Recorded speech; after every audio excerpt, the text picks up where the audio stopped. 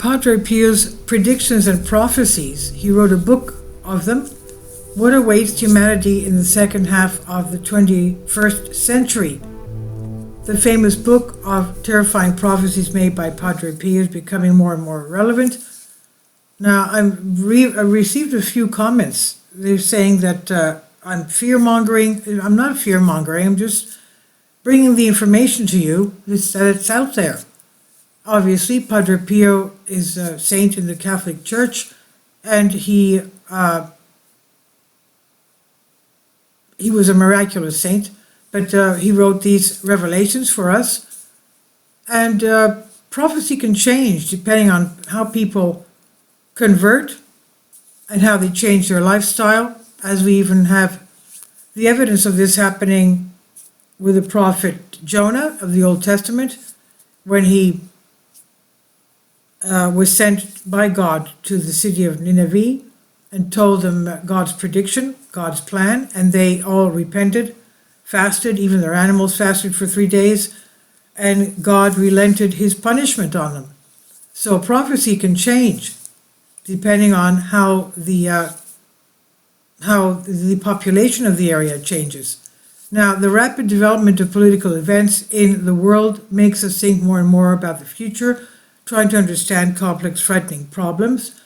Father Pio, declared a saint since 2002, made not all joyful description of the future.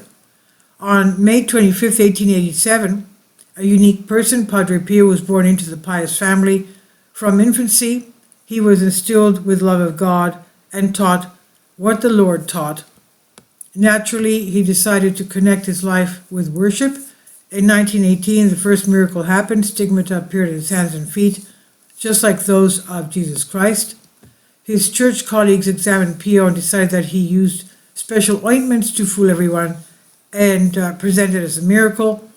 As a result, the Holy See refused to believe the monk and sent him into seclusion for 10 years, from 1923 to 33. As the years passed, Padre Pio was denied the opportunity to see sunlight, which caused the monk to become blind. All these years he ate only bread and water and prayed for days on end. In 1933, it was decided to conduct another examination. This time, the opinion was given by leading doctors. And after several careful investigations, it turned out that there was no forgery. There was no known way to inflict such wounds on oneself. In addition, if they were made artificially, they would have healed or festered long ago, because the conditions for existence at Padre Pio were monstrous in seclusion. And as a result, the Holy See proclaimed the stigmata of the Italian a miracle, and tens of thousands of pilgrims were drawn to the monastery of San Giovanni Rotondo to visit him. Throughout his later life, Pio received people daily from dawn to dusk. He discovered another gift to heal by touch. A case is widely known when a girl with a congenital pathology was brought to him. She had no pupils. The man touched her eyes, and the girl exclaimed, "Oh my God, how much light!"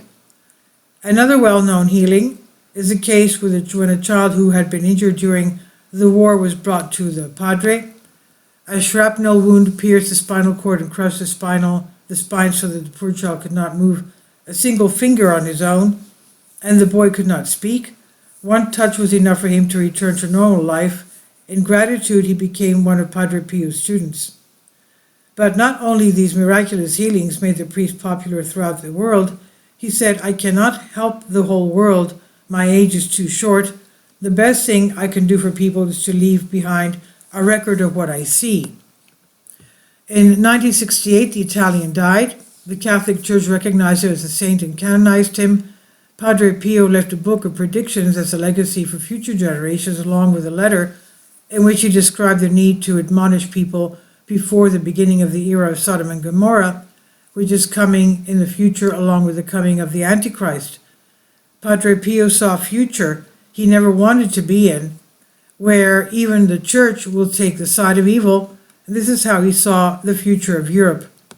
Terrible Sodom sins that will not only be encouraged but also cultivated in the society in the future. People are moving into the abyss of hell in great joy, as if they were going to a masquerade ball or a wedding of a devil himself. The measure of the sin is full. The day with its horrific events is near. Europe will suffer terrible punishments when the papacy is empty. Anger, hatred, and slander will be provoked by a small number of people who will be sent to the fire, and then they themselves will do away with their ruler.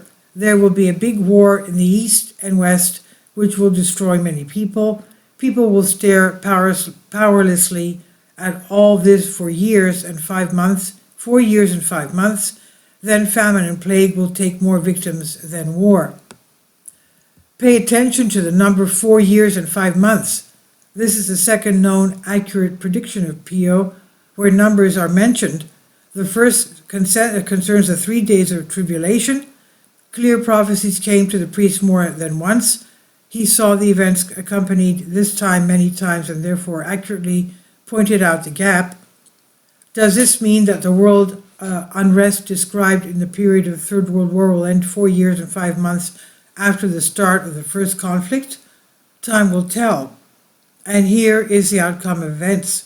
The punishment that will come down cannot be compared with any other that God allowed from the beginning of the creation of the world. A third of the people will leave forever when it's too late. A large rock will emerge from the white out during the night. It will be a night without a declaration of war. Then from Bucharest to Nuremberg, from Dresden to Berlin, the lines will be occupied by troops. The third line will run from the Ruhr Basin to Kaliningrad, that's in Russia, of course. Then black-gray birds will fly from south with such power that they will change the sky and the earth. The first bomb will fall on the church near the Bavarian forest. Everything will be destroyed, and no one can escape it. Over there, tanks are driving through the huts and houses, people sitting in this technique, but their bodies are hanging down, they are dead. All around with black faces, floods will destroy towns and villages. Southern England will be the northern coast, with the northern coast will disappear. Scotland will survive. In the west, the land will disappear, but new lands will appear. New York and Marseille will perish.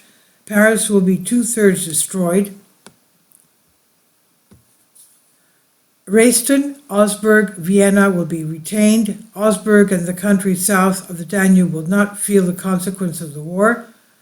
Whoever looks in the direction of destruction will perish. His heart will not withstand this terrible sight. More people will die in one night than in 2 world wars. Then faith will become stronger. 2 years after this horror, the golden time will come. In his book, Padre Pio indicates that the main test for humanity would occur around the year 2060. It will be a monstrous war, the largest in the history of mankind. Hundreds of millions of people will die. There is what the clergyman wrote. Here's what he wrote in this period. Man will destroy man. The land will disappear. The big land, one side of the world will be erased from the geographic map forever. With it, the history and wealth of mankind will disappear. Anger, hatred, slander around the world, as Padre Pio described, are our realities which began, as he predicted, with the conflict between Russia and Ukraine. Lies are everywhere, rejections, intrigues, and strife. Isn't this what the Italian priest wrote about half a century ago? A terrible punishment for Europe, when God's wrath will reach those whom many consider saints, but were on the side of evil? Is that time coming to an end? Fortunately, Padre Pio wrote how this could be avoided. Humanity must unite, all denominations, all nations. God will hear and change the course of history, otherwise it will crash. Unfortunately, so far there's no unity among the various representatives of the human race. Therefore, it's worth preparing for the worst. The monk described what awaits those who survive the terrible war. A meteorite will fall on Earth, and everything will tremble. Okay, well, this is, of course, something that we can't control, obviously. Unless we pray for God to send it past our Earth so it doesn't impact us. Now, there will be a devastating, greater, and worse than war. Get ready to live many days in complete darkness. These days are very close. At this time, all people will be as dead. there will be about almost no food, no drink left on earth. Then the light will return, but only a few will see it.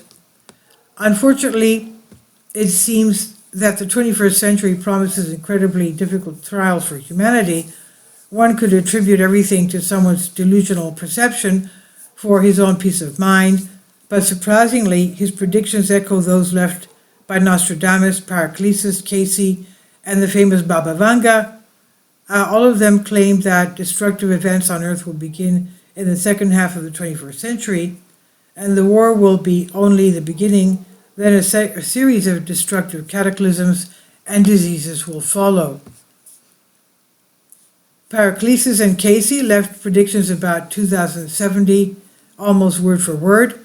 Mountains will sink to the bottom and new lands will emerge from the depths of the ocean.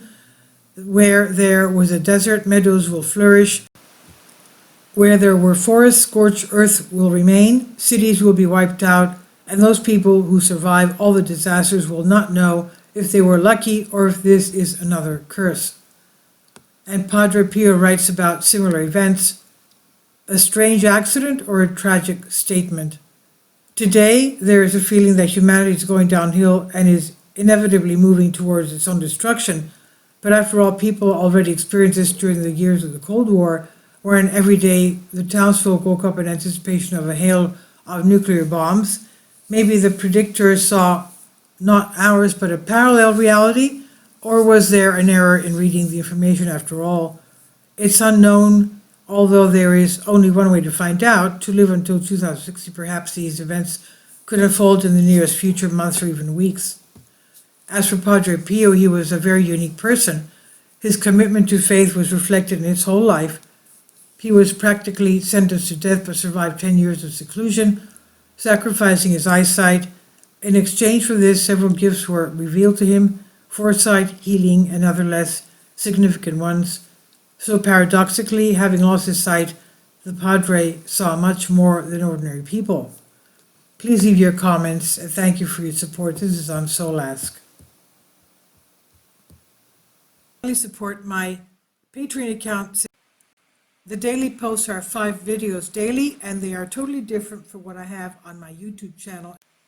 Thank you so much for your support and that you find all my content so interesting. You'll find the Patreon account details in the description box below.